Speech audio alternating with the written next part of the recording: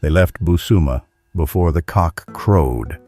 Pa Sanjo, armed with silence and faith, gave Dike a small polythene bag before he stepped into the old car. "Now wetin we find for the bush where you dey lie." Inside, wrapped in old cloth, was Dike's cracked iPhone. "You're sure nobody saw this?" Dike asked. "Only the ground and God." With help from Alhaji Sula, Dike was smuggled into Isayin, hidden in a pepper truck. There, in a dusty guest house behind a market, he settled into silence. He knew the world had moved on. He was dead to them, but now he would speak from the grave. The iPhone charged slowly, its cracked screen blinking like a half-blind eye. Dike waited. After 3 hours, it came alive. No SIM, no signal, but the Wi-Fi still worked. He connected to Sul's modem. Gmail opened, and there it was. His Google Drive, packed with years of political files, budget discrepancies, internal memos, unedited security reports, audio files from party caucus meetings. He had kept them for protection. Now, they would serve a greater purpose. He created a new email, theghostof@gmail.com. Then a social media handle, at Naija Leak Room. He smiled. Dead men don't get arrested. That night he uploaded one PDF, a 2019 padded hospital budget showing N$1.2 billion for a hospital that never existed. No name, no face, just truth. And in Abuja, it began to burn. By dawn, Twitter was shaking. #hospital without walls trended in Lagos and Abuja. Bloggers reposted the file. Radio presenters debated it.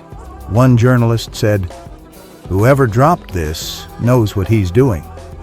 Bamidele saw it at breakfast. He wiped his mouth slowly. "That file was locked," he muttered. "Only 2 people had it." His aide looked nervous. "I thought the man was dead." "Maybe his ghost isn't." He stood up. "Call NSS. Tell them a new account is threatening national security." Meanwhile, Dike sat in a room in Isayin, sipping gari, eyes glued to the viral reactions. He wasn't just exposing corruption. He was dragging Niger's political cartel into warfare without bullets. In Enugu, Adayeze sat in front of her late husband's elder brothers, calm but unshaken. They had called another family meeting. "We must sell the Port Harcourt house. Maintenance cost is high," Ikenna said. Adayeze replied, "Sell? You people are hungry now that he's gone?" Sopolu stood. "Be careful, woman. We're only trying to help." She hissed. "Where were you when NSS surrounded our gate, when they took my husband's documents?" The lawyer tried to speak, but she raised her hand. "Any property that bears Dike Nwankwo remains his until court rules otherwise." They all froze. "Unless you have his death certificate, don't try me." That night, in her room, she opened her old email. Something told her he was still out there. At Naija Leak Room posted again. This time, a secret memo on fuel subsidy payments. Same figures Dike had fought in the Senate. It trended with the hashtag #GhostFilesNaija. Journalists reached out. Bloggers begged for more. But Dike said nothing. He had created an email auto-response. "This isn't personal. This is national. More coming." Back in Isayin, Dike bought a N4000 torch phone for basic calls and kept his iPhone for leaks only. He wrote on the wall in chalk, "Expose, collapse, rebuild." He didn't need to be seen. He only needed the truth to move, and it was moving, through headlines, hashtags, and hushed tones in power circles. In Abuja, the NSS held a meeting in a windowless room. Director Oba stood at the center. "This at Niger leak room is a national threat," he barked. "3 government contracts exposed. If we don't silence this, our structure will fall." An analyst raised his hand. "Sir, we traced the uploads. The files are hosted on foreign servers." Another added, "No digital footprint, no SIM registration. Whoever this is, they're trained." Oba hissed. "Then we traced those who once had access." He pulled out a list. 6 names, all former insiders. At the top was Dike. "But he's dead," someone muttered. Oba looked up. "Then why does the ghost know so much?" That night, a reporter from a popular online blog tweeted, "If at Niger leak room is Dike, then Niger has not buried its truth." The tweet crossed 10,000 retweets in 3 hours. Fino sat in a guest house in Calabar, watching the TV flicker with fuel subsidy drama. He saw the leaked documents, saw the public anger. He lit a cigarette with shaking hands. Did I really kill him? He remembered the blood, the body, the gunshot, but something didn't feel right. He searched Twitter. At Niger leak room, # ghost files Niger. He felt his chest tighten. I swear I kill him. Or did I? He grabbed his phone and typed a message to someone he once feared. I need to see you, urgently. I think we have a problem. He deleted it. He wasn't ready for the ghost yet. At the National Assembly, a private emergency session held. Bamidele stormed in, eyes red. We need to shut this thing down, one senator whispered. The public wants heads to roll. We either find this leak or they'll turn on us. By evening, the president suspended the Minister of Works over a leaked budget scandal. One of the ghost's files, first fall, Bamidele knew more would come. He opened his drawer, pulled out a file, and placed a call. Make sure Adeze's children are taken. If Dike is alive, his weakness is still family. The snake had started to bite back. In Busuma, Peter packed his bag. He had heard rumors, whispers that the NSS had visited Isien. He told Pasanjo, they'll soon trace him. I must go help. He traveled by night, hopping on bikes and trucks until he reached Isien. When he found Dike, he embraced him like a father. Sir, I brought this. He handed over an old, dusty flash drive. I found it hidden in my father's goat shed. It has strange files, voice notes, transaction receipts. He was working for someone powerful. Dike took it. Your father may have been the key. Peter nodded. I want to help more. Dike stared at the young man. Then sit. There's more to expose. The flash drive was old but still worked. Dike plugged it in, fingers trembling. He opened one folder. Private Bamidele, Finance. Inside were audio notes between Bamidele and fake contractors, screenshots of WhatsApp chats with account details, voice clips where Bamidele threatened a commissioner. Peter listened silently. Sir, if you post this one, they'll come with fire. Dike stood, calm. They're already burning. He scheduled the post for midnight. As the clock struck 12 a.m., at Niger leak room dropped the file with one line. You made the fire. Now sit in it. That night, Abuja didn't sleep. And in a house in Enugu, Adeze's phone rang. The caller ID read, Unknown number. She answered. The voice was low. Ada, it's me. Adeze's hand shook as she held the phone. Ada, It's me.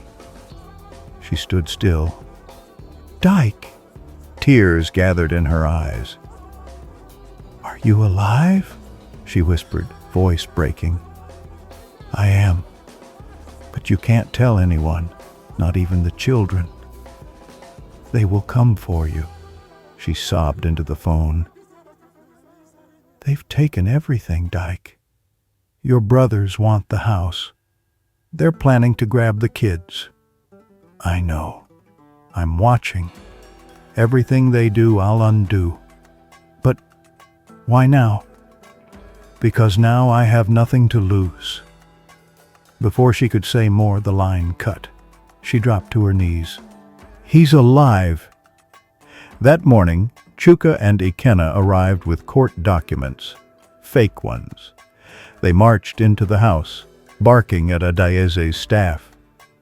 We've obtained temporary control of all properties, Chuka announced, till probate clears. They moved into Dike's study, opened safes, carried out files. Adaeze tried to stop them. Sopulu pushed her aside. You are just the widow. Keep quiet before we deal with you. She called her lawyer, but no one picked up. Inside her room, she knelt and cried. They are eating his bones before he's even cold. But Dike had heard everything.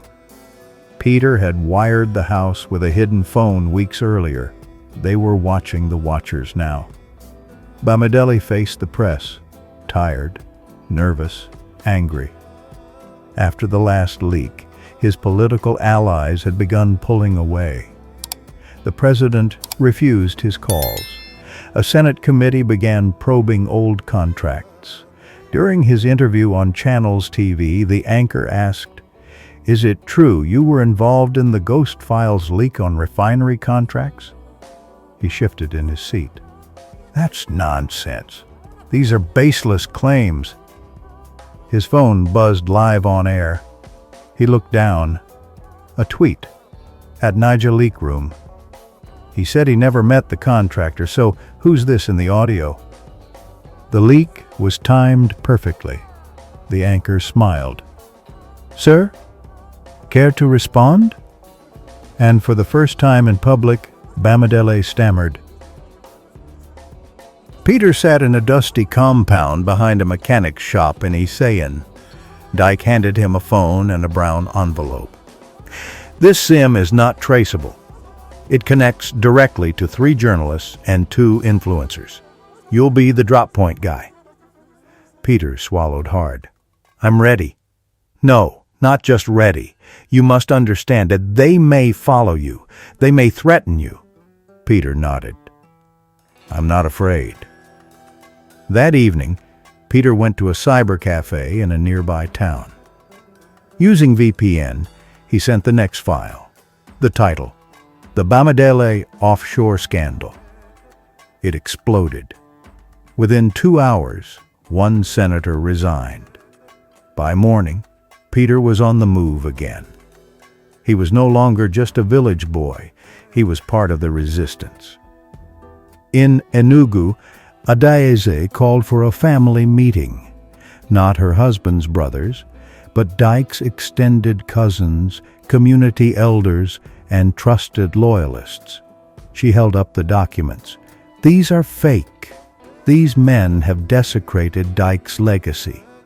One elder stood, but the law is slow. I don't want the law, I want justice. Later that night, Sopulu got a call. Boss, some people are planning to storm the house, say them one return everything. He laughed. Let them try. But the next morning, local press arrived with hidden footage of their invasion, courtesy of a leaked video, anonymously posted. Chuka, Ikenna, and Sopulu were trending by evening. At Brothers in Greed. Back in Isayan, Dike turned to Peter. It's time to speak louder. Dike sat in the dark, face lit only by his phone. The document was heavy. A 94-page leak showing how billions in crude oil funds were routed through shell companies. Names were everywhere. but one stood out. Bamidele Oladipo, listed as a consultant.